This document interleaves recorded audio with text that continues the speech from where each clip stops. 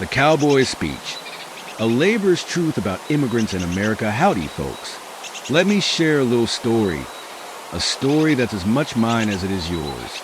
It's about the land, the labor, and the people who built this country with their hands, sweat, and dreams. I grew up knowing hard work. When I was just 12 or 13, my father would drop me off in a field of laborers before the sun even thought about rising. 4 a.m., pitch black, surrounded by strangers who spoke languages I didn't understand, Mexicans, Russians, and a few others like me. But I wasn't afraid. Not then, not ever. You see, there's nothing to fear about honest laborers. Those men and women didn't see me as competition or a threat. They treated me like one of their own, helping me carry heavy cucumber buckets and sharing food and stories at lunchtime. I've carried that memory with me all my life. It's why I get so angry when I hear folks blaming immigrants for their troubles. Some politician on TV or some talking head on Fox News tells you it's the immigrant who's taking your job or ruining your way of life. But let me tell you the truth. That's a lie told to keep us divided. The real enemy isn't the man or woman in the fields, the factories, or the kitchens. The real enemy is the billionaire in the boardroom.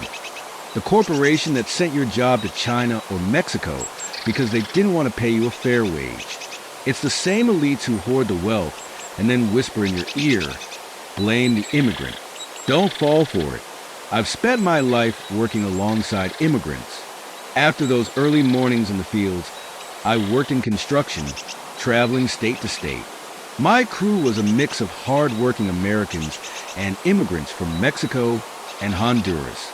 We camped in the dirt, worked sunup to sundown, and shared laughs and stories around the campfire. Later, I worked in healthcare, standing bedside with immigrant co-workers who cared for patients with the same dedication as anyone born here. And let me tell you something else. Immigrants didn't just work beside me. They became my family. My older sister married a Mexican man, and I loved their kids like they were my own. Years later, I married an immigrant myself. Together, we built a life, raised our children, and blended our cultures in a way that makes this country stronger. When people say immigrants are a burden, I feel the fire rise in me. Immigrants don't take, they give. They pay taxes, contribute to Social Security, and do the jobs most folks wouldn't dream of doing. Let me remind you of something important. Social Security depends on a strong, young workforce. Without immigrants paying into the system, the whole thing falls apart. That's a fact. The same politicians who want you to fear immigrants are the ones trying to gut Social Security altogether. And here's what really stings. Some of those politicians call themselves Christians. They claim to follow God, but they ignore His words. The Bible doesn't say, love thy neighbor, but only if they've got papers. It says, welcome the stranger, legal or not. God commands us to show compassion. But instead, they stoke fear and division, hoping you'll forget who the real culprits are. So here's my message to you.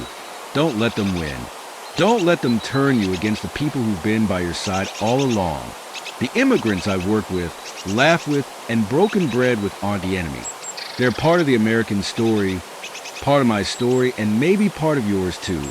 Next time someone tries to tell you to fear immigrants, think about this. Who's really taking your job?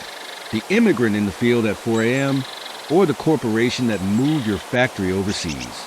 Who's really draining Social Security? The immigrant paying taxes or the billionaire dodging them?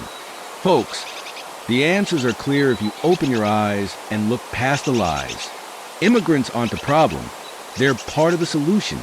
And if we stand together, workers united, there's nothing we can't overcome. Thank you, and God bless.